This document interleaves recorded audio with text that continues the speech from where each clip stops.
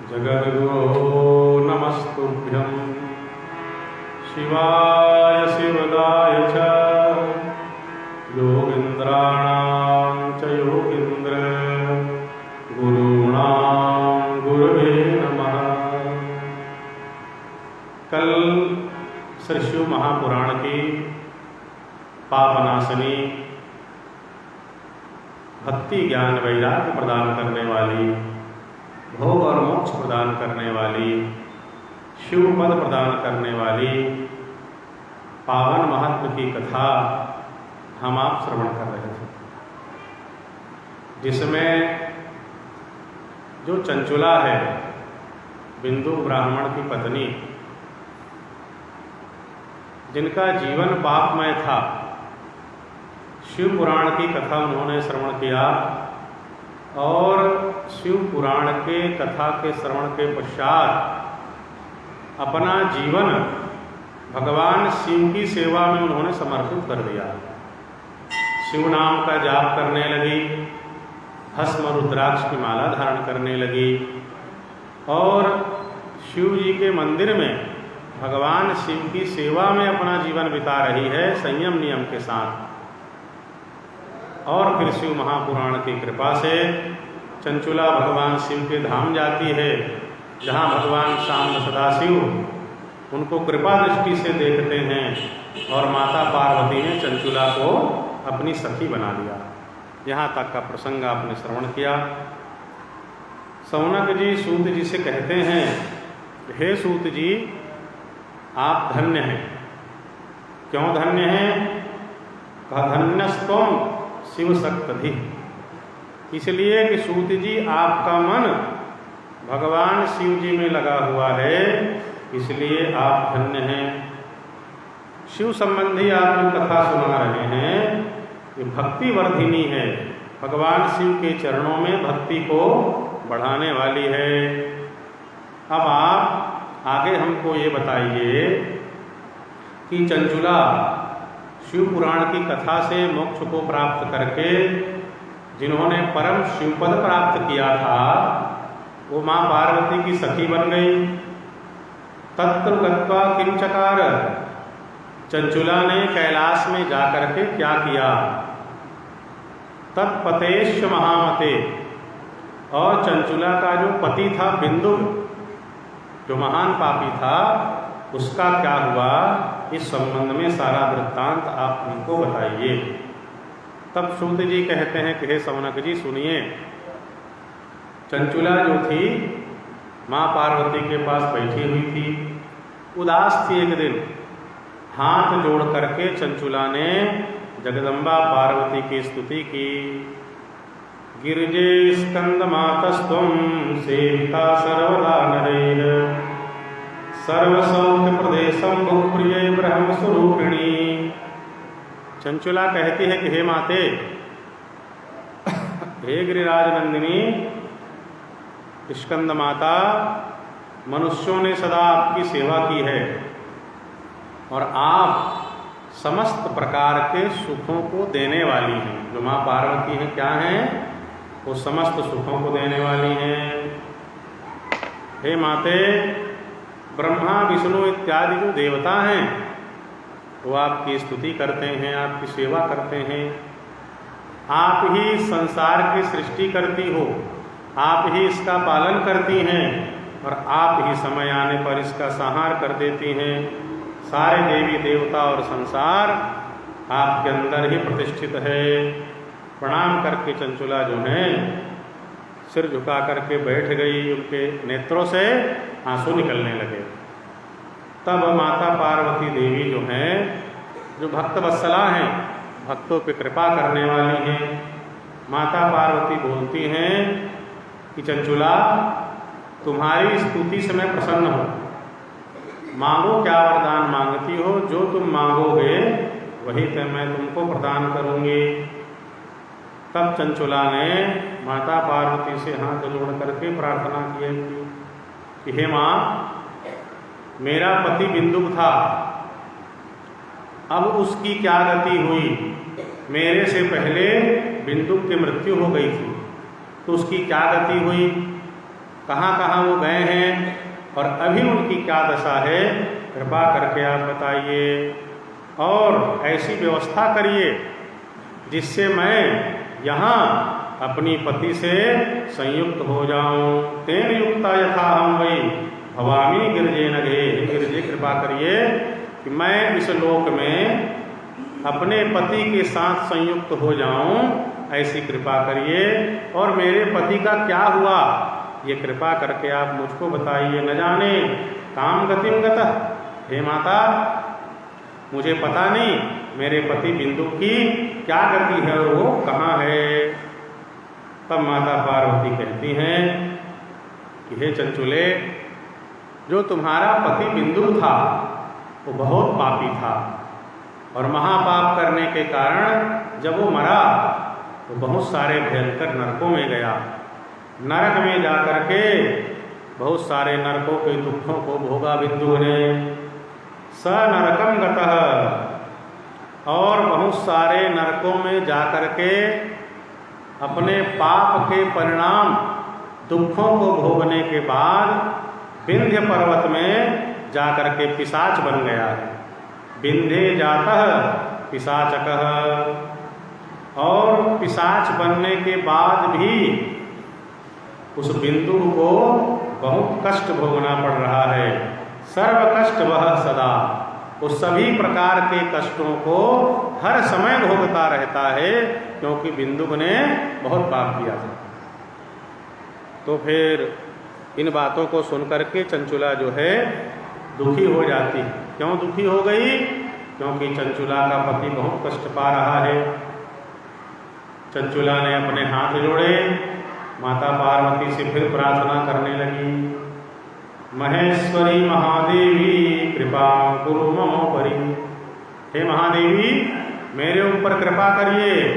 समुद्धर मेद्य, हे माँ मेरे पति का उद्धार करिए, कृपा करिए, कुछ उपाय करिए। केनोपायन में भरता, हे माते किस उपाय से मैं अपने पति को प्राप्त कर सकती हूँ, ये आप उपाय बताइए और कैसे उनका उद्धार होगा। सदगति प्राप्नुयात् देवी, किस तरह से मेरे पति को सदगति प्राप्त हो वह शीघ्र से शीघ्र आप उपाय करिए। पार्वती भक्तवत्सला, तब भक्तवत्सला माता पार्वती ने कहा कि तुम्हारे पति के कल्याण का उपाय तो है, साधन है। तुम पूछ रही हो कि मेरा पति बिंदु जो भयंकर कष्ट भोग रहा है वो कष्ट से कैसे बचे, और जो पिशाच योनि उसको प्राप्त हुई है, पिशाच योनि से कैसे उसकी मुक्ति होगी। तब माता पार्वती ने कहा, शृणुयात् यदि ते भरता पुण्यां शिव कथां परां, निस्तीर्य दुर्गतिं सर्वां सद्गतिं प्राप्नुयादिति। माता पार्वती कहती हैं कि हे चंचुला, यदि तुम्हारा पति बिंदु शिव पुराण की पुण्यमयी कथा को सुने उससे उसका उद्धार हो जाएगा और प्रेत योनि से मुक्ति हो जाएगी।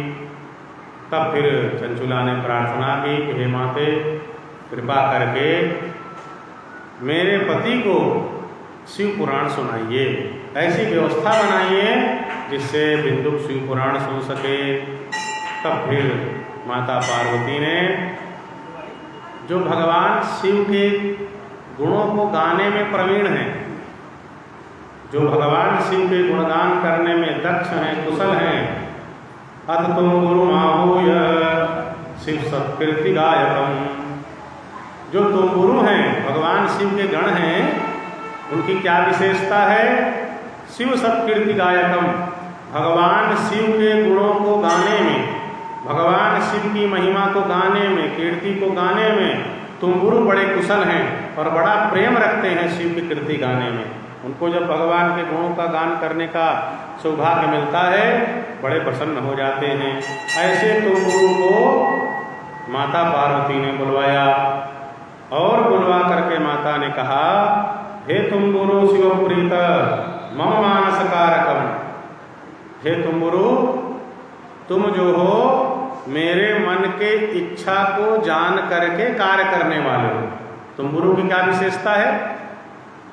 तुम्बुरु की ये विशेषता है कि माँ पार्वती के मन में क्या इच्छा है उसको वो जान जाते हैं और जान करके वैसी सेवा करते हैं, उनको कहने की आवश्यकता नहीं पड़ती। उत्तम प्रकार के जो सेवक होते हैं वो स्वामी को देख करके ही समझ जाते हैं इनको किस चीज की आवश्यकता है, स्वामी को बोलने की आवश्यकता नहीं पड़ती।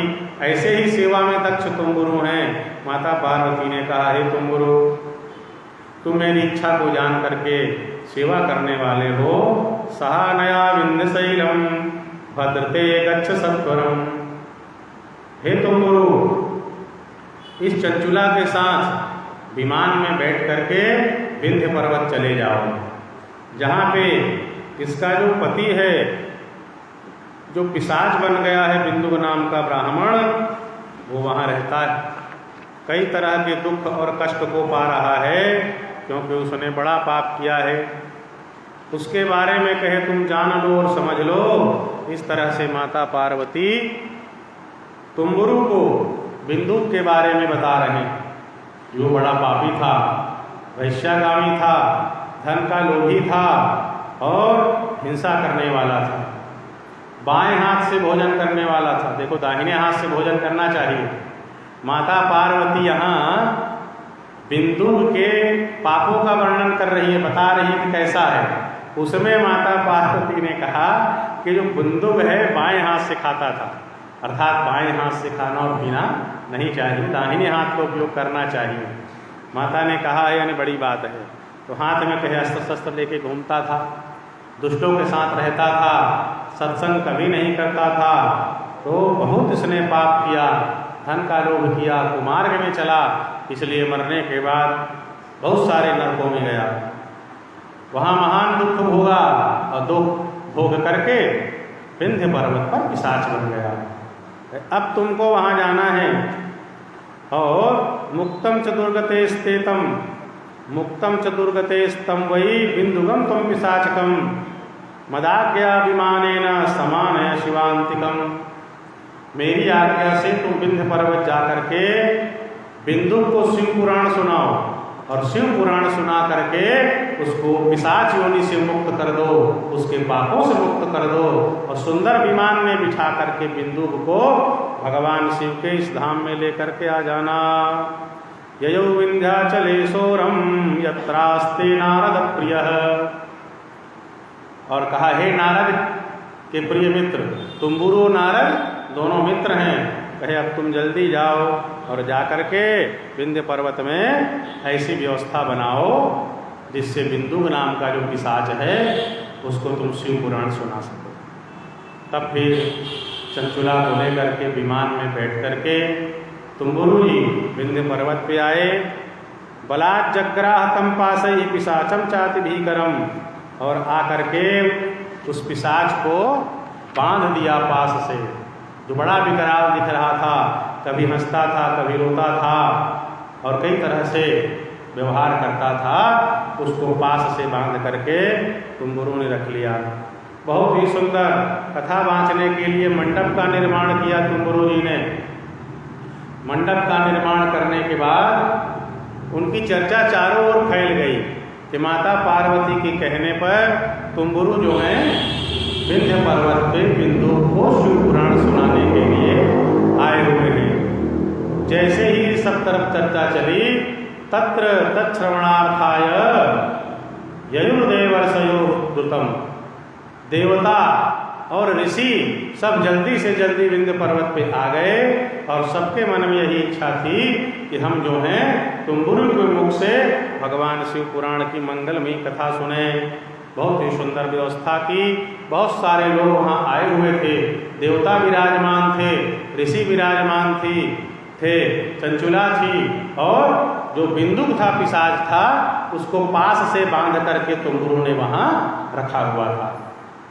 सुंदर तुम्बुरु जी ने कथा प्रारंभ की, शिव पुराण के महात्म्य की कथा कही, विद्येश्वर संहिता से लेकर के वायु संहिता तक की सुंदर कथा कही। स्पष्टम शिव पुराणम ही सामाहात्म्यम समावदत्। स्पष्ट वाणी में, स्पष्ट स्वर में तुम्बुरु ने महात्मा सहित शिव पुराण की जो संपूर्ण संहिताएं हैं उनका उन्होंने वाचन किया। बभूवुः सुकृतार्थास्ते सर्वे श्रोतार एव हि। और तुम गुरु के श्रीमुख से शिव पुराण की कथा सुनकर के जितने श्रोता थे, देवता थे, ऋषि थे, अन्य श्रोता थे, सबने कहा कि हे तुम गुरु जी, ये शिव पुराण की कथा सुनकर के हम जो है धन्य हो गए। स पिशाचो महापुण्यम श्रुत्वा शिव पुराणकम विधूय खलु संसर्वम जहु पैशाचिकम वपुः। इधर जो बिंदु पिशाच था, जिसने बड़े प्रेम से, बड़ी सुंदरता से, बड़ा ध्यान लगा करके शिव पुराण की कथा सुनी, तो कथा को सुन करके बिंदु का जितना पाप था वो नष्ट हो गया और उनका जो पिशाच योनि प्राप्त हुई थी बिंदु को, पिशाच योनि से भी मुक्त हो गया। दिव्य रूप धरो बभूवासु गौरवर्ण सितांशु का जो बिंदु पिशाच रूप में था, शिव पुराण की कथा सुनने के बाद बड़ा दिव्य रूप इसने प्राप्त कर लिया। श्वेत वर्ण का हो गया, श्वेत वस्त्र पहने हुए है और नाना प्रकार के अलंकार धारण किए हुए है। त्रिनेत्रश् चंद्रशेखरः। शिव पुराण की कथा सुनने के बाद बिंदु का स्वरूप क्या हुआ? बिंदु के भी 3 नेत्र हो गए। जैसे भगवान चंद्रशेखर हैं, उनके सिर में चंद्रमा है, वैसे ही शिव पुराण की कथा सुनने के बाद जो बिंदु है त्रिनेत्रधारी हो गया और उनके मस्तक में चंद्रमा हो गया, तो चंद्रशेखर बन गए। ये जो हमारे सनातन धर्म में पुराण की दिव्य व्यवस्था है, इस पुराण को सुनने से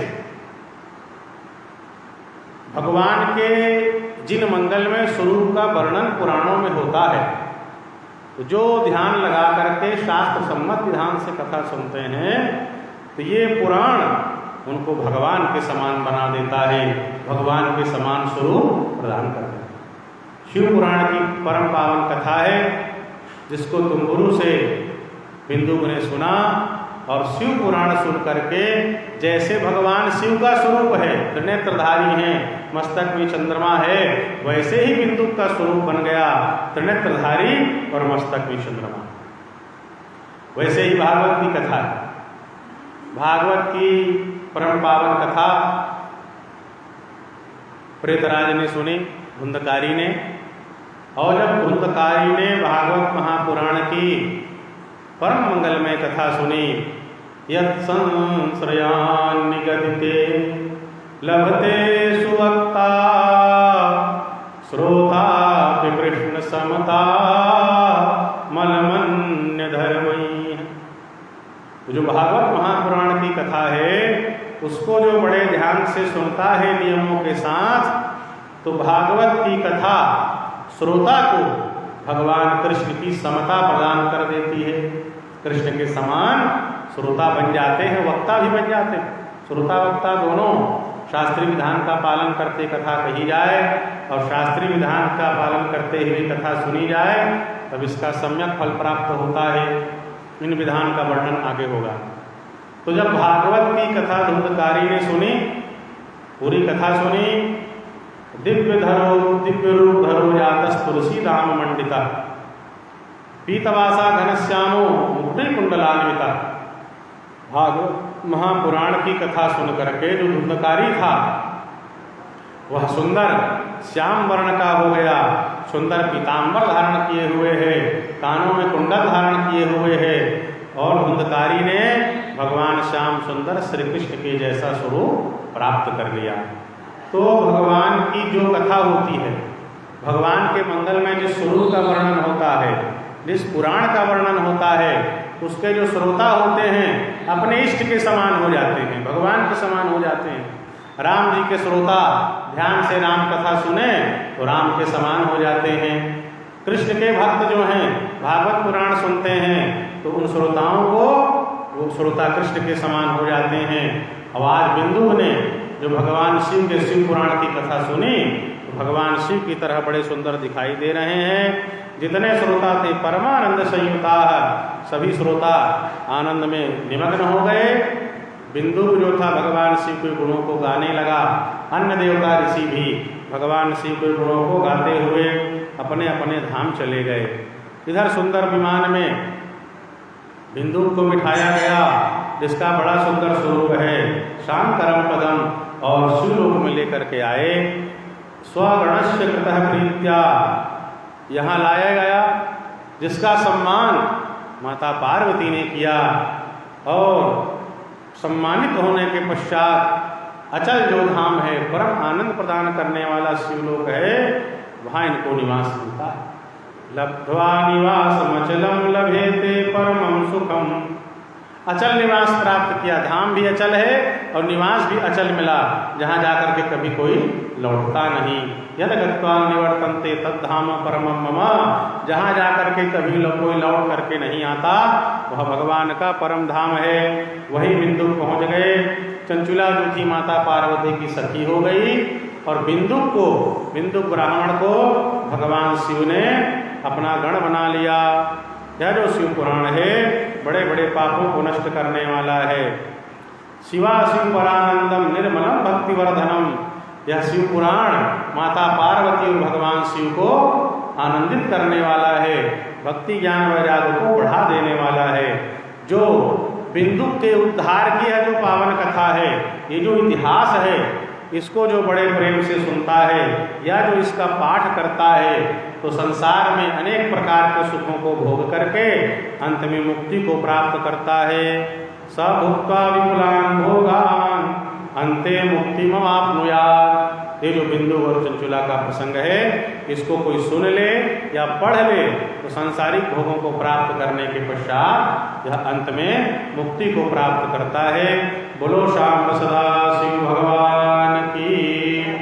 आइए सुंदर एक भजन सुनते हैं और भगवान का भजन सुन करके आगे भगवान की मंगल की कथा में प्रवेश करेंगे। बोलो श्री शिव महापुराण की।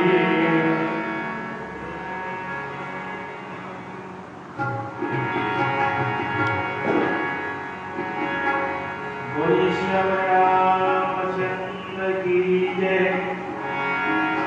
वापति महादेव की जय।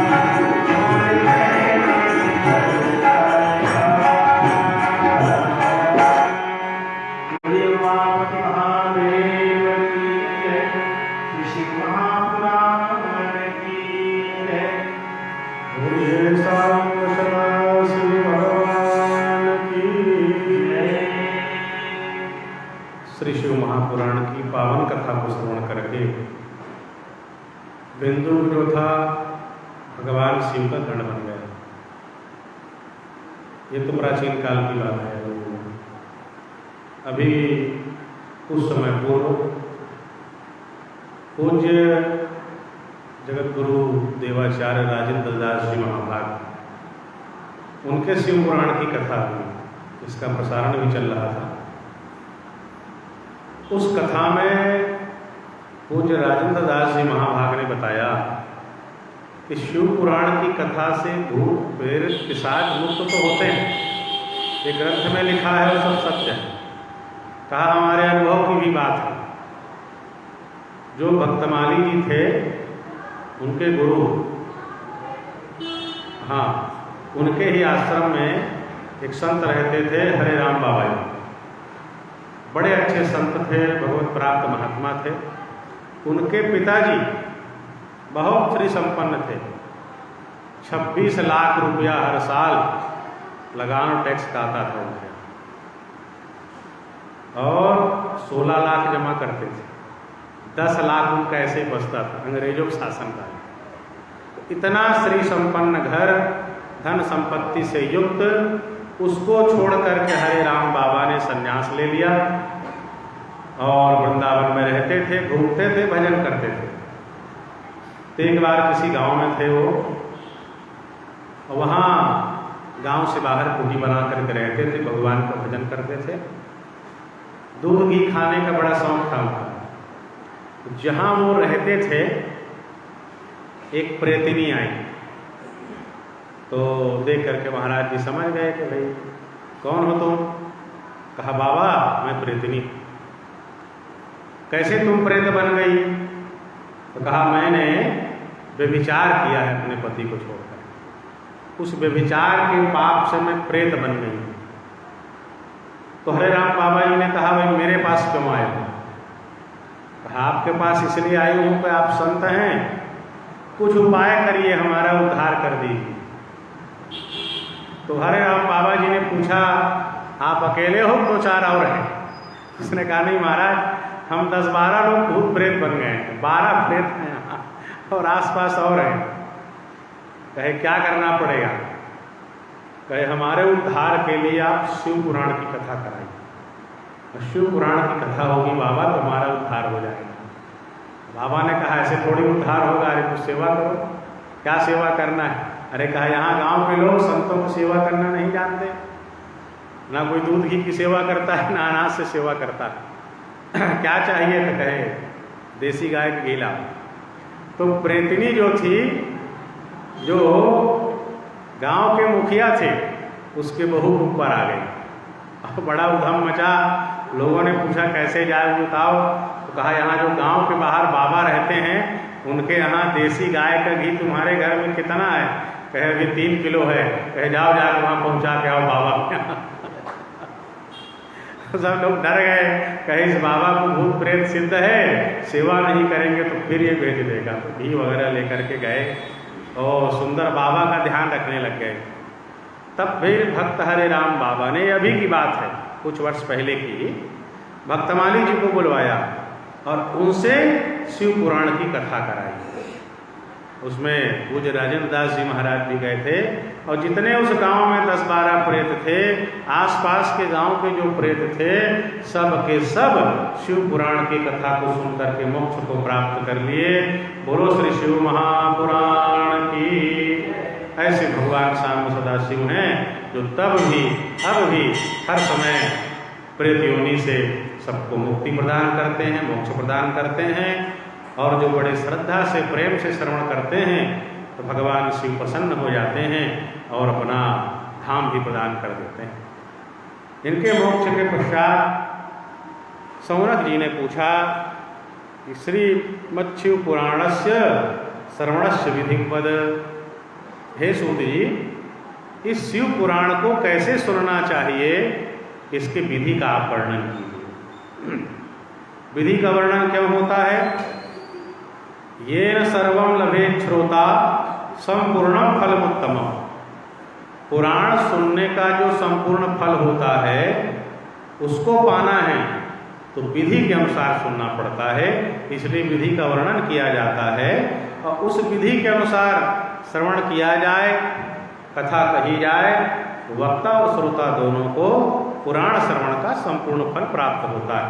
उन्होंने कहा भाई आप विधि सुनाइए।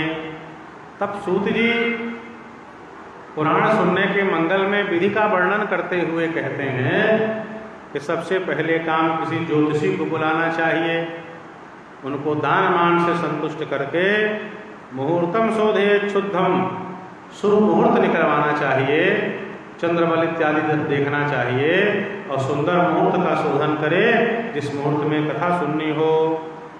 फिर कहा निमंत्रण पत्र छपवा करके बंटवाना चाहिए, जगह जगह भेजे कि हमारे यहाँ सुंदर शिव पुराण की कथा हो रही है। ऐसी व्यवस्था बनाएं कि समाज के जो वर्ग चतुर्थ वर्ण हैं, माताएं हैं, कोई कथा से दूर न रहे, सबको बड़े प्रेम से बुलाए और सबको सूचना हो जाए, ऐसी व्यवस्था करे जिससे जिसके मन में कथा सुनने की इच्छा हो उसको सुनने का अवसर प्राप्त हो जाए। जो कीर्तन करने के लिए उत्सुक हैं उनको कीर्तन के लिए बुलावे। सबके बैठने के लिए बड़ी सुंदर व्यवस्था करनी चाहिए। और जब निमंत्रण पत्र जाए उसमें लिखना चाहिए कि हमारे यहाँ सत्पुरुषों का समाज बैठेगा, जहाँ भगवान से शिव पुराण की कथा होगी, उनका पारायण होगा और आप आकर के सुंदर शिव पुराण की कथा सुनिए। यदि शिव पुराण की कथा सुनने के लिए पूरा समय ना मिल पाए तो कम से कम एक दिन का समय निकाल करके जरूर आइए। ये ऐसी पावन कथा है, दुर्लभा च क्षण स्थिति, एक क्षण भी इस कथा में आकर के कोई बैठ जाए तो यह भी बड़ा दुर्लभ है। फिर सूत जी बताते हैं ये कथा कहाँ करनी चाहिए। शिवालये च तीर्थे वा वने वापि गृहेऽथवा कार्यं शिवपुराणस्य श्रवणस्थलमुत्तमम्। भगवान शिव के मंदिर में इस कथा को कराए या किसी तीर्थ में या किसी वन में, और नहीं तो अपने घर में सुंदर शिव पुराण के सुनने की व्यवस्था करनी चाहिए।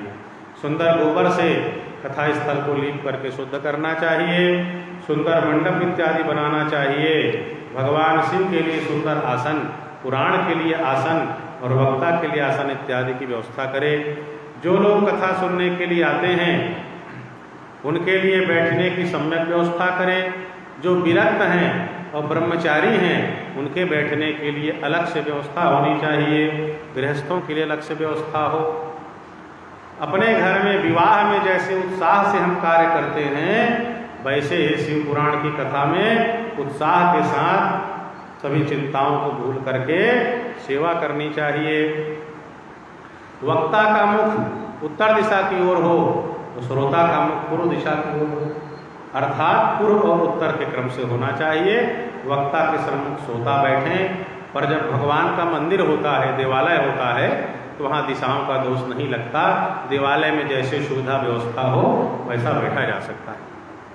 फिर वर्णन करते हुए कहते हैं कि असमाप्त प्रसंगस्य नमस्कुर्यान्न कस्यचित्। जो कथा कहने वाले व्यास हैं, जो व्यास आसन पे बैठ गए, तो व्यास आसन पे बैठने के बाद जो पुराण के वक्ता कथा व्यास हैं आसन में बैठे हुए जब तक कथा समाप्त न हो जाए तो आसन से बैठे बैठे कथा कहते कहते किसी को प्रणाम या नमस्कार नहीं करना चाहिए।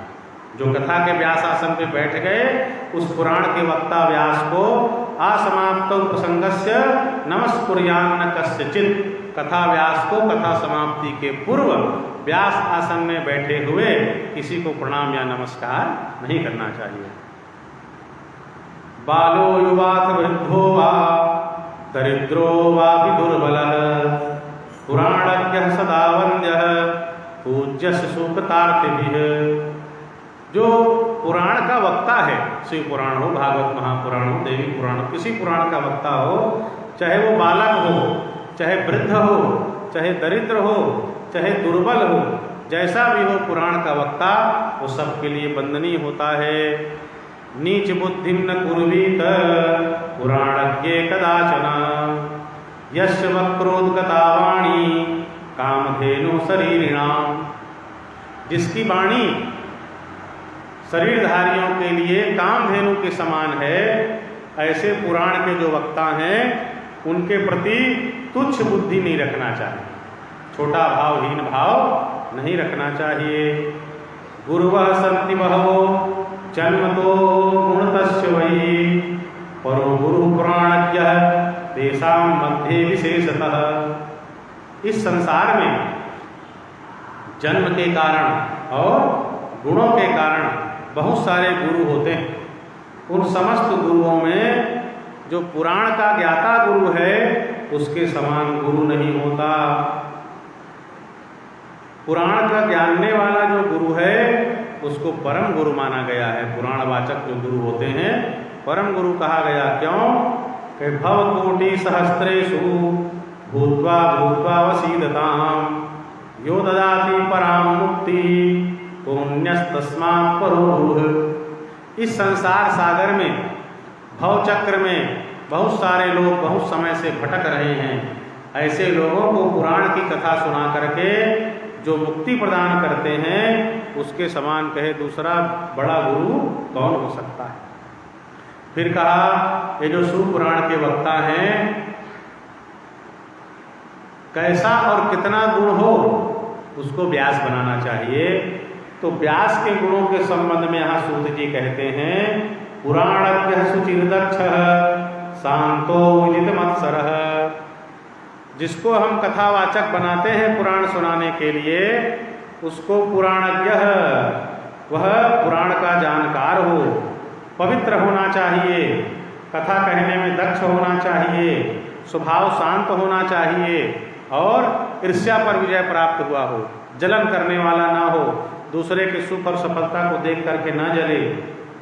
साधु कारुण्यवान वाग्मी, जो पुराण का वक्ता है वह साधु स्वभाव का होना चाहिए, दयालु होना चाहिए, प्रवचन करने में कुशल हो और प्रामाणिक बात को कहने वाला हो।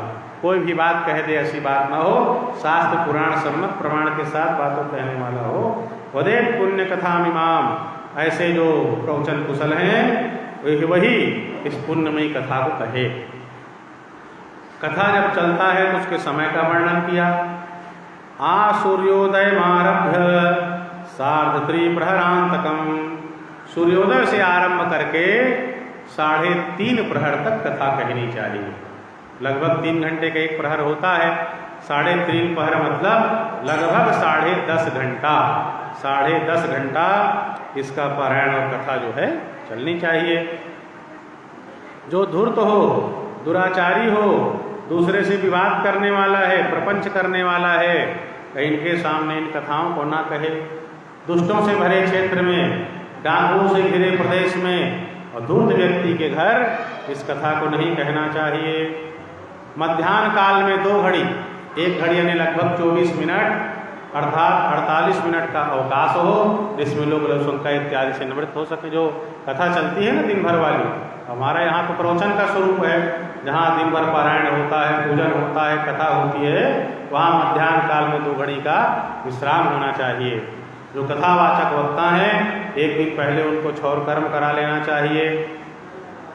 कथावाचक वक्ता की सहायता के लिए उसके पास ही वक्तोपार से सहायार्थ उसी के समान एक और विद्वान वक्ता की व्यवस्था करनी चाहिए।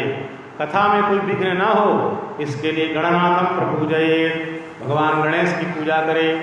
जैसे भगवान शिव की पूजा होती है वैसे ही शिव पुराण की पूजा करनी चाहिए।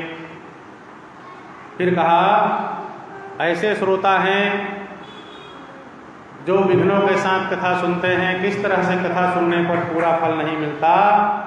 अनेक कर्म विभ्रांत कामादि षड्विकारवान स्त्रैण पाखंडवादी च वक्ता श्रोता न पुण्य भाग। ऐसे वक्ता और श्रोता जो अनेक प्रकार के कर्मों में फंसे हुए हैं, कभी कुछ करते हैं कभी कुछ करते हैं, मतलब जिसने जो कहा वो करने में लग गया, अर्थात उसकी बुद्धि स्थिर नहीं है। तो जो बहुत सारे कर्मों में लगा हुआ है, जिसका चित्त विभ्रांत है, अर्थात उसके मन में निश्चय नहीं है कि मैं क्या करूंगा कि मेरा कल्याण हो, इसलिए जो जैसा कहता है ऐसा कर लेता है। तो ऐसे जो अनेक कर्मों में लगे हुए हैं, अनेक चित्तों में विभ्रांत हैं, काम क्रोध मद लोभ मत्सर इत्यादि जो विकारों से ग्रस्त हैं, स्त्रीण जो स्त्री में आसक्त हैं और पाखंड पूर्ण बातों को करते हैं, ऐसे वक्ता और श्रोता दोनों इनको कथा श्रवण का पुण्य लाभ प्राप्त नहीं होता है। कहे तो कथा कैसे सुने? लोक चिंताम धनागार पुत्र चिंताम युधस्य च कथा चित्त शुद्धमति सलभते फलमुत्तमम्। जिस समय हम कथा सुने, लौकिक चिंता को छोड़ दें, संसार की चिंता को छोड़ दें, पुत्र धन गृह आदि चिंताओं को छोड़ करके पूरी तरह भगवान के कथा में मन को लगाना चाहिए। श्रद्धा भक्ति समायुक्ता नान्य कार्येषु लालसाः वाक्यता शुचियो यत्कराः श्रोतारः पुण्यभागिनः। श्रद्धा और भक्ति के साथ इस शिव पुराण की कथा को सुननी चाहिए। अन्य किसी कार्यों में मन को नहीं लगाना चाहिए। मौन धारण करके, सुंदर पवित्र होकर के, उद्वेग शून्य होकर के सुंदर जो कथा सुनता है वह सुंदर पुण्य का भागी होता है। और जो कहे भक्ति रहित होकर के कथा सुनता है उसको पुण्य का फल नहीं मिलता, जन्म जन्मांतर में दुख मिलता है। जो पुराण की पूजा किए बिना कथा सुनता है वह कहे दलित हो जाता है, अपवित्र हो जाता है। ये जो शिव पुराण की पावन कथा है, इस कथा को सुनते सुनते बीच में जो कथा को छोड़ करके चला जाता है, भोगांतरे प्रणश्यन्ति तेषां दारादि संपदः। भोगों के अनंतर अन्य जन्मों में जो कथा को बीच में छोड़ करके चले जाते हैं उनकी संपत्ति और स्त्री नष्ट हो जाती है। जो पगड़ी पहन करके कथा सुनते हैं, पगड़ी पहन करके कथा नहीं सुननी चाहिए। तो जो पगड़ी पहन करके कथा सुनते हैं, पाप बिना कुल दूषका, उसके घर में पापी और कुल कलंकी पुत्र उत्पन्न होता है। तांबूलम भक्षयन्तो ये, जो पान खाते हुए कथा सुनता है और कथा कहता है, ऐसे लोगों को यमराज के दूत उसके विष्ठा को खिलाया करते हैं। ये तुंगासनारूढ़ा, जो वक्ता से ऊंचे आसन में बैठ करके कथा सुनता है, बीमार हो, अस्वस्थ हो, शरीर ना चलता हो तो बात अलग है। सामान्य काल में तो बढ़िया पालथी मोड़ करके जमीन में बैठ के सुने अच्छा है। और श्रोताओं के लिए भी सुखद आसन होना चाहिए जिसमें बैठ करके अच्छे समय तक सुंदर सुन सके। जो कहे ये तुंगासनारूढ़ा, जो कथा व्यास से ऊंचे आसन में बैठ करके कथा सुनता है तो कई तरह के नरकों को भोगता है, और नरक भोगने के बाद काका भवन्ति ही, फिर वो कौआ के योनि में चला जाता है। जो वीरासन में कथा सुनता है वो कई तरह के नरक भोगने के बाद विष का वृक्ष बन जाता है। असंप्रणम्य वक्तारम, जो कथा व्यास वक्ता को प्रणाम किए बिना कथा सुनता है वो नरक भोगने के बाद अर्जुन का वृक्ष बनता है। जो बीमार नहीं है, जो स्वस्थ है, अस्वस्थ नहीं है, बीमार हो, कष्ट में हो तो अलग बात है, जो स्वस्थ होते हुए सो करके, लेट करके कथा सुनता है वो नरकों को भोगने के बाद भवन्ते जगरादयः, अगले जन्म में वो अजगर बन जाता है। वक्तु समासनारूढ़ा ये शृण्वन्ति कथामिमाम, जो वक्ता के समान आसन में, वक्ता के बराबर बैठ करके पुराण की कथा सुनता है, गुरु तल्प समम पापम प्राप्यते नारकैः सदा। वक्ता के समान आसन में बैठ करके कथा सुनने वाले को गुरु के सैया में सोने का, गुरु पत्नी गमन का महान पाप लगता है। ये निंदन्ति च वक्तारं कथां चेमां सुपावनी, जो भगवान के कथा की निंदा करता है, वक्ता की निंदा करता है, वो जो है 100 जन्मों तक दुख भोगता है और कुत्ते की योनि में चला जाता है। जो कथा सुनते सुनते कथा के मध्य में गंदी बातें करता है, विघ्न पहुंचाता है, वो घोर नरक भोगने के बाद भवंती गर्दभास्ततः, गधे की योनि में उसको जन्म मिलता है। जो भगवान के मंगलमयी कथा को नहीं सुनते वो कष्ट पाने के बाद भवंती वन सूकरा, अगला जन्म उसका वन सूकर का होता है। जो कथा में आते हैं, कथा में विघ्न डालते हैं, वो करोड़ों वर्ष नरक यातना भोगने के बाद भवंती ग्राम सूकराह, वो ग्राम सूकर बन जाते हैं। इसलिए बुद्धमान व्यक्ति को चाहिए सुंदर विचार करके प्रेम भाव से शिव पुराण को और कथावाचक को प्रणाम करके श्रद्धा भक्ति से कथा सुननी चाहिए।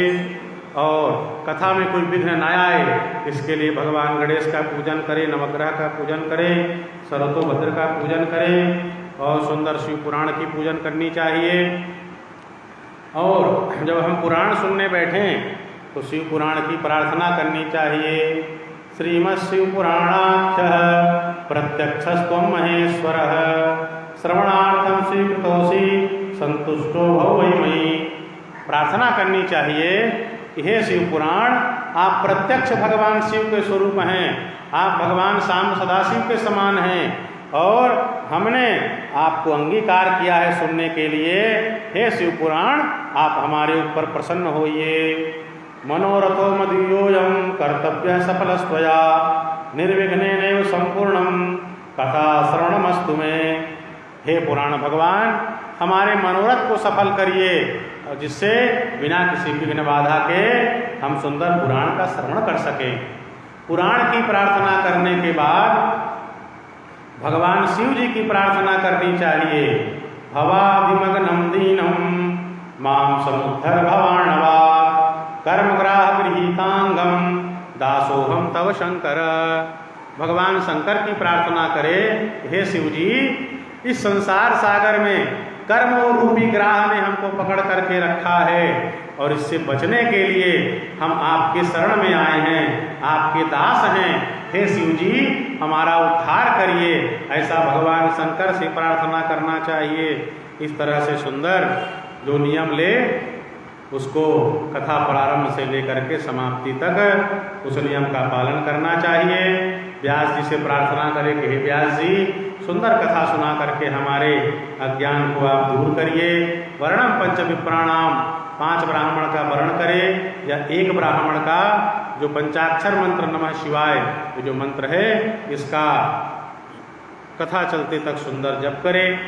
फिर सौनक जी ने पूछा कि श्रोताओं के पालने का क्या नियम है, उसकी चर्चा करेंगे। एक कीर्तन भजन भैया जी से सुन लीजिए, फिर श्रोताओं का नियम और वाणी को विश्राम। इस तरह से आज जो है महत्व की कथा पूरी होगी और कल से फिर हम लोग विद्येश्वर संहिता जो शिव पुराण की प्रथम संहिता है उस विद्येश्वर संहिता का मंगलमय वाचन और श्रवण कल से प्राप्त करेंगे। महात्म की कथा और विधान इत्यादि की कथा यह जो है कुछ देर में विश्राम को प्राप्त होगी। कल से पुराण प्रारंभ हो जाएगा। अभी जो चल रहा था स्कंद पुराणों महात्म की कथा है। बोलो शाम सदा शिव भगवान की।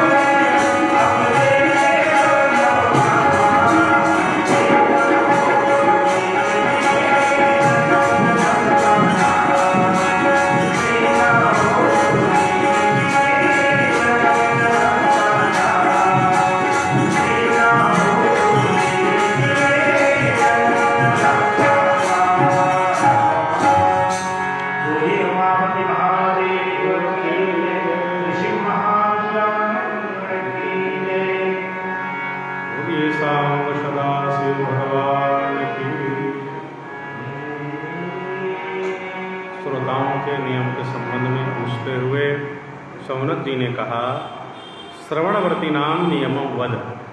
हे सूत जी, जो नियम के अनुसार नियम धारण करके कथा सुनना चाहते हैं, उन श्रोताओं का क्या नियम है, इसका वर्णन कीजिए। तब सूत जी कहते हैं, पुरुषाम दीक्षा विहीना नाम नाधिकार कथा श्रवे। जिसने दीक्षा नहीं ली है, जिसने गुरु नहीं बनाया है, अहम का कथा सुनने में अधिकार नहीं है। इसलिए पहले वक्तुर दीक्षा ग्राह्या, पुराण वक्ता से यदि दीक्षा नहीं ली है तो उनको पहले दीक्षा लेनी चाहिए। ब्रह्मचर्य का पालन करे, जमीन में सोए, पत्रावल्याम च भोजनम, पत्तल में भोजन करे, और उपवास रह सके, घृतपानम पयःपानम, घी पी करके, दूध पी करके, फलाहार ले करके उपवास रख ले। कथा सुनने के पश्चात एक समय अन्न ग्रहण करे। फिर कहा नियम ऐसे लेना चाहिए, सुख साध्यम यथा स्यात् तत्श्रवणम कार्यमेव ही। उपवास का, व्रत का, आहार का नियम ऐसा रखे जिससे सुखपूर्वक कथा सुन सके। यदि उपवास रहने में, कथा सुनने में विघ्न होता है तो उससे अच्छा है कि भोजन करके कथा सुने। तो नियम को अपने शरीर और स्वास्थ्य के सामर्थ्य के अनुसार व्रत उपवास के नियम को ग्रहण करे, जो कथा सुनने में सुखदायी हो, जिससे कथा सुनते बने, ऐसा नियम ग्रहण करना चाहिए। नोपवासो वरेश्चेत स्यात् कथा श्रवण विघ्नकृत। यदि उपवास रहने में, कथा सुनने में विघ्न होता हो, उपवास ना करे। भोजनम सुकरम मन्ये, भोजन करके यदि कथा सुन सकते हैं तो भोजन कर ले। तात्पर्य ये है, अपने शरीर स्वास्थ्य को देख करके उपवास और भोजन के संबंध में ऐसा नियम रखे जिससे कथा प्रेम से सुन सके। कोई ऐसा नियम ना रखे जो कथा में विघ्न बन जाए। कथा के समय गरिष्ठ अन्न, द्विदल दाल, जला हुआ अन्न, सेम, मसूर, भाव दूषित अन्न, बासी अन्न ये नहीं खाना चाहिए। बैगन, तरबूज, चिंचिड़ा, मूली, कोहड़ा, प्याज, नारियल का मूल और अन्य कंद, इसका त्याग कर दे। पलांडुम लसुनम हिंगुम, लहसुन, प्याज, गाजर, हींग, मादक द्रव्य, इसका त्याग कर देना चाहिए। विकारों का त्याग करते हुए निंदा का त्याग करे। कथा श्रवण के समय कभी भी किसी की निंदा नहीं करनी चाहिए। शुद्धता, पवित्रता से रहे, उदारता से रहे और नियम पूर्वक कथा श्रवण करे। जो पापी है, दरिद्र है, क्षयी है, रोगी है, इसको भी आकर के कथा सुननी चाहिए। सकामा काम मापनोति निष्काम मोक्ष मापनुयात्। जो सकाम कथा के श्रोता हैं उनकी कामना पूर्ण होती है, जो निष्काम हैं उनको मोक्ष मिल जाता है। जिस नारी का गर्भ गिर जाता हो, जो काकवंध्या हो, उसको भी आकर के सुनना चाहिए। जिस समय शिव पुराण का पारायण होता है, कथा योग्य होता है, ऐसे समय कोट यज्ञ समानीचा, करोड़ों करोड़ों यज्ञ के समान पुण्य देने वाला समय शिव पुराण के कथा वाचन का होता है। ऐसे समय में थोड़ा सा भी दान पुण्य कथा यज्ञ के अंतर्गत किया जाए तो अक्षय फलम लभेत, अक्षय फल की प्राप्ति होती है। इसका उद्यापन शिव पुराण का चतुर्दशी व्रत के समान होता है। किंतु जो धनहीन हैं, जो गरीब हैं, उनको उद्यापन करने की आवश्यकता नहीं है, वो केवल कथा श्रवण मात्र से पवित्र हो जाते हैं। जो निष्काम भगवान शिव के भक्त हैं वो शिव स्वरूप ही होते हैं। निष्कामा सांभवा मताः, निष्काम भगवान शिव के भक्त भगवान शिव के समान हो जाते हैं। पुराण के वक्ता की भगवान शिव की सुंदर पूजन करे। जो शिव पुराण ग्रंथ के लिए सुंदर वस्त्र और सूत्र प्रदान करता है वह भोग और ज्ञान से संपन्न होता है। इस तरह से वक्ता को भी सुंदर अन्न धन से संतुष्ट करे, दक्षिणा इत्यादि से, और उसके सहायक जो वक्ता है उनको भी उससे कुछ कम धन प्रदान करे। कथा के विश्राम में जो शिव गीता है, जिसको भगवान शिव ने रामचंद्र जी को सुनाया था, उस शिव गीता का पाठ होना चाहिए। हवन के लिए रुद्र संहिता के मंत्र से हवन हो, नहीं तो गायत्री मंत्र से हवन हो, क्योंकि यह पुराण गायत्रीमय है। नहीं तो शिव पंचाक्षर मंत्र से भी हवन होना चाहिए। और हवन करने की सामर्थ्य ना हो तो जो हवन सामग्री है उसे ब्राह्मण को दान की भी किया जा सकता है। शिव सहस्त्र नाम का पाठ होना चाहिए। तेन स्यात् सफलम सर्वम, शिव सहस्त्र नाम के पाठ से जो कुछ कमी रहती है वह जो है सब पूर्ण हो जाता है। इसके समापन में 11 ब्राह्मणों को मधु मिश्रित खीर का सुंदर भोजन कराना चाहिए। जो लक्ष्मी पुत्र हैं, लक्ष्मी से संपन्न हैं, उनको 12 तोले का सोने का सिंहासन बनवा करके शिव पुराण रख करके पूजन करके आचार्य को दान करना चाहिए। दक्षिणा और ग्रंथ समर्पित करना चाहिए। इस तरह करने से वह भगवान शिव का अनुग्रह प्राप्त करके भवबंधन से मुक्त हो जाता है। यह जो शिव पुराण है भुक्ति मुक्ति प्रदायकम, भोग और मोक्ष प्रदान करने वाला है। श्रीमद् शिव पुराणम तु पुराण तिलकम स्मृतम महच्छिवपुर्यम रम्यम भव रोग निवारणम। यह जो शिव पुराण है पुराणों का तिलक है, भगवान शिव को परम प्रिय है और भव रोग को नष्ट करने वाला है। फिर शिव पुराण के महात्म के नियम के विश्राम में बताया कि किनका जन्म लेना इस संसार में सार्थक है। ते जन्म भाज खलु जीवलोके ये वै सदा ध्यायन्ति विश्वनाथम वाणी गुणान स्तौति कथां शृणोति श्रोत्रद्वयं ते भवमुत्तरन्ति। इस संसार में उन लोगों का जन्म लेना सार्थक है।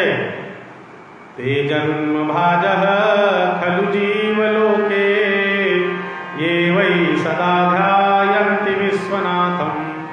जो सदा भगवान विश्वनाथ का ध्यान करते हैं उनका इस संसार में जन्म लेना सार्थक है। वाणी गुणान स्तौति कथां शृणोति। जो अपनी वाणी से भगवान शिव के गुणों को गाते हैं, उनके मंगलमय नाम को लेते हैं, अपने कानों से भगवान शिव की कथा सुनते हैं, उनका संसार में जन्म लेना सफल है। श्रोत्रद्वयं ते भवमुत्तरन्ति। ऐसे जो जीव हैं संसार से मोक्ष को प्राप्त कर लेते हैं। परम शिव मनंतानंद सांद्रम प्रपद्ये।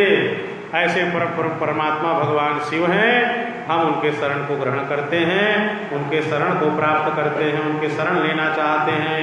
बोलिए उमापति महादेव की, श्री शिव महापुराण की। इस तरह से स्कंद पुराण में वर्णित श्री शिव महापुराण का महात्म्य और वक्ता श्रोता का जो नियम है यह पूर्ण होता है। और आइए भगवान की मंगलमय आरती करें।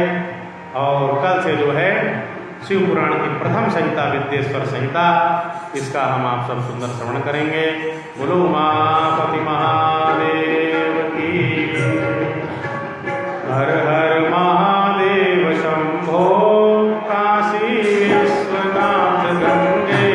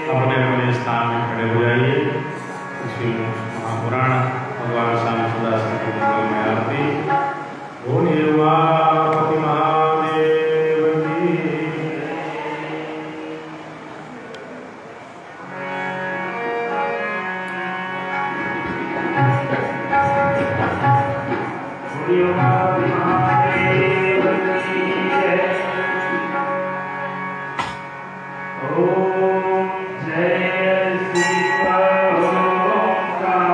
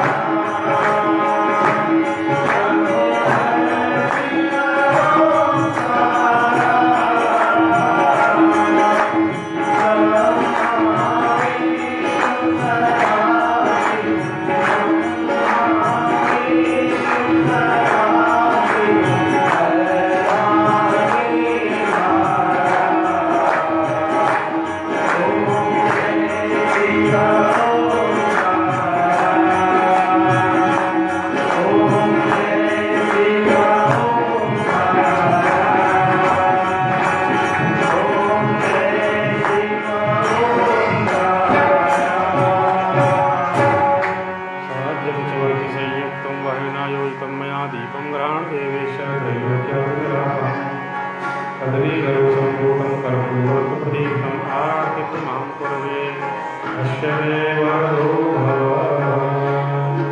कर्पूरगौरं करुणावतारं संसारसारं भुजगेन्द्रहारं सदा वसन्तं हृदयारविन्दे भवं भवानी सहितं नमामि भवं भवानी सहितं नमामि। दीपं दर्शयामि श्री शिवाय नमः श्री शिवपुराणाय नमः। अपने अपने स्थान में हो जाइए। यानि कानि च पापानि जन्मान्तरकृतानि च तानि सर्वाणि नश्यन्तु दक्षिण पदे पदे। बोलिए श्री शिव महापुराण की। श्री श्याम सदा शिव भगवान